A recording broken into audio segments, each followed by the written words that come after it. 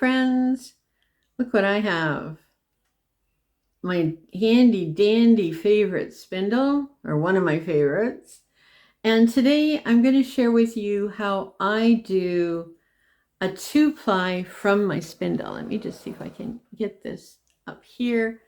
And I'm going to come down a little bit more so you're not going to see so much of me. Hi.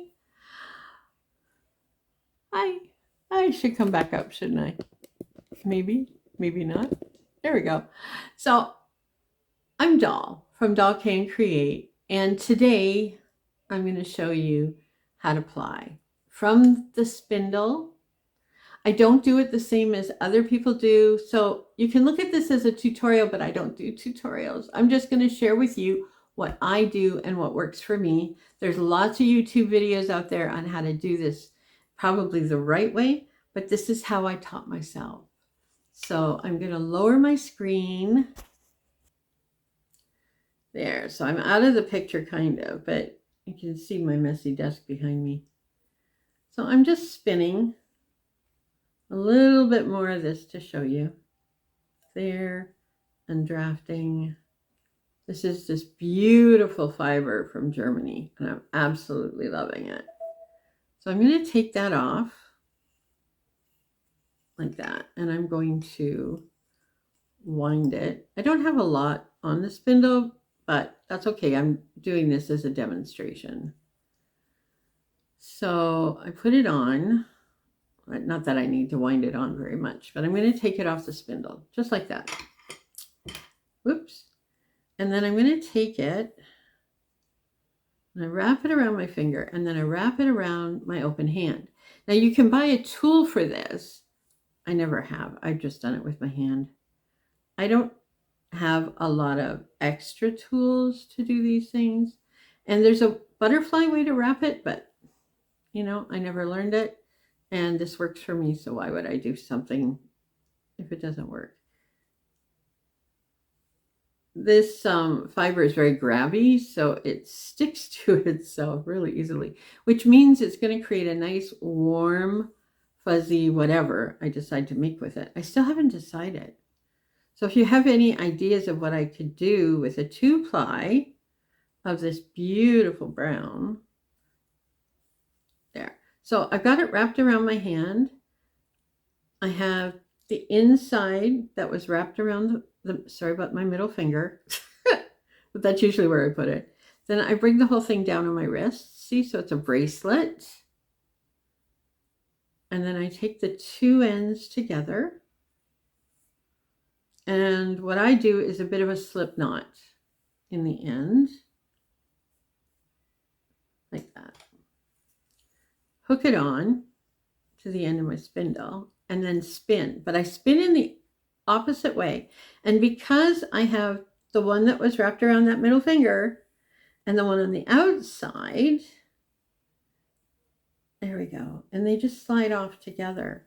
Now, yes, if you put too much on your hand, it could hurt, right? Anyway, let's just get that wrapped on. So I take this off and I wrap. It's a nice, I think it a little bit thicker there. Who knows what that was about? There, and we do it again. So as you pull it off, like that, see, you end up, there's two. I don't know whether I can come in where you can see that or not. And as it spins, oops, I better keep it going or it'll be overspun. I have a 2-ply yarn that I'll put back on here, just like that.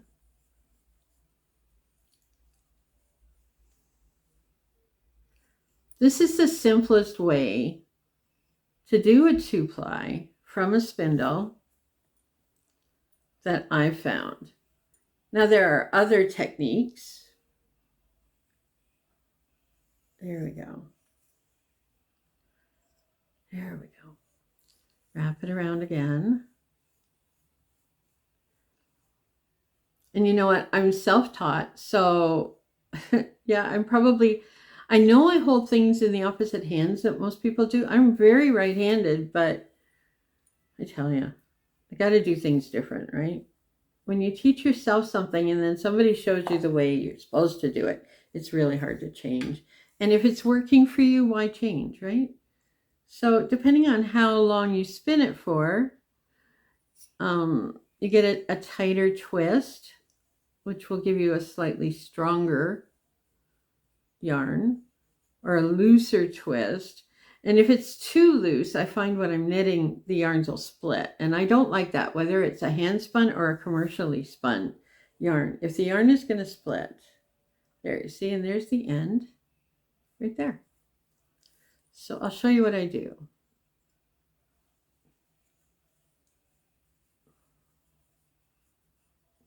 Okay, so it's all on there. I'm going to slide that off the spindle. Now, I think a week ago I was showing you some of the simple tools that you could have to begin with your spindle. And if you don't have a nitty knotty, because mine isn't handy right now, I'm just going to grasp this in my hand and do the old elbow thing. There's no way I can tell what that wrap is. I don't remember what my elbow is.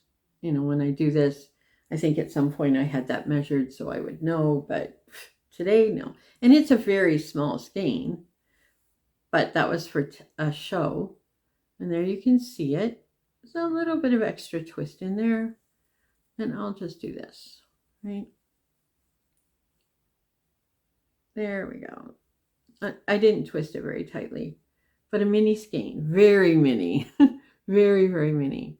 There, we created a 2-ply yarn. The other thing I wanted to show you, because I don't think I really talked about it too much last time, this is a different yarn, or a different fiber. This is from a ewe named Joan Jett. And on the back of the critter, the back of the ewe, she was black. But once sheared, it looked brown. Anyway, I've got my smaller Ashford here, and I've got this little piece of fluff. So what I'm going to do is I'm going to take my hook and just hook in the end of it and pull it out a bit, very gently, and I'm going to spin. As we often talk about having a leader, L-E-A-D-E-R, to get you started. But I find with spindles, I don't need that. I do with a wheel. I need the leader there. So, and this thing spins like crazy because it's small and it's light. There. And again, I just roll that up just like that. Right? It's a slightly lighter shade of brown than the other, and Nick, my husband, is working at opening up some of those other fibers so that I can put them in the carder. This I just did with the brush to remind myself how nice it is, right? There. They're very dark colors, so it's hard to see against. How about that? Can you see that? There. Hard to see against this shirt. Maybe this shirt wasn't a good choice. I don't know. I'm also taking part in 100 days of spindle spinning. So working for about half an hour, I set a timer, and spindling for 100 days. And that started yesterday and ends with the Tour de Fleece. So hold on. There. So I'm just going to finish this off by saying that you don't need a lot of equipment. This spindle, if all I had was this spindle, I'd have enough, right? And if all I had were little bits of fluff like this to spin, I'd have enough. I have this absolutely wonderful roving that was gifted to me. Isn't that lovely? A BFL. Very fuzzy, very soft. That's what I'm spinning for the 100 days on my spindle. I also have this. It feels so soft. And this is from the local sheep. And I decided not to dye it. I'm just going to keep it plain. So I'll be working with that. And I'll be finishing up. I've got a little bit more of this brown to finish. I've got one more little roll log of that to do. But whatever you have around, I mean, if you're a beginner, chances are you're not going to have a lot of variety in what you're using. But it's easier if you have something like this that's a little bit more grabby when you start. I know when I first started, I had a really nice merino something comb top, and it was so slippery I couldn't work with it. So when you're spinning, where's my little spindle here? When you're spinning, sometimes you spin a little, stop, spin a little, stop, spin a little more, stop, and pull it out. It's called park and draft. And I find I can't do that anymore, but that's what I started doing. I would spin a little and stop, right? And I put it between my legs if I had to get it to stop. Whatever you have to do, don't make it difficult. Don't get all stressed because you're not doing it right, or you're not doing it fast enough, or any of the other things, or it's not as pretty, or it's not as consistent. So I remember working with some of this that was a gray color, and I wanted to do these really pretty fingerless mitts, but the yarn that it created was a little inconsistent, so it didn't show off what I wanted it to show off in the stitch pattern. So sometimes what you spin will dictate what you use it for. And there's nothing wrong with that. I rarely spin something and say, I'm going to spin this. This is what I'm going to use it for. I usually spin something and say, oh, I think I'll make that. No stress. No stress. This is about learning something new, spinning a little bit every day, maybe 5 minutes, maybe 10 minutes a day. And over the course of time, you will find you will become, this is one of Nick's favorite words, felicitous. It'll be easier for you. You'll feel more confident. You'll feel happier when you're doing it. And be careful, because this is a warning. This is a real thing. There's a rabbit hole here, right? I said I'm going to spin. I'm not going to get all the stuff. And then what did I do? I got a wheel. I got a drum carder. I got more spindles. I got more fiber. I got a knitter's loom, Ashford knitter's loom, rigid heddle. I said I'd never weave. Ha, ha, ha. It's a rabbit hole, but you can find so much joy, and you can search YouTube. There's a lot of really great fiber artists out there that give you ideas, help you to look at things in a different way. Just jump right in, but a little bit at a time, and see where you go. Let me know in the comments below whether this is something that you've been doing for a long time, if it's something you're just starting out and you need a little bit more help along the way. If you have specific questions, please don't hesitate to ask. If I don't know the answer, I'll find an answer for you. If you'd like a one-on-one with me, let me know that too. I can make myself available.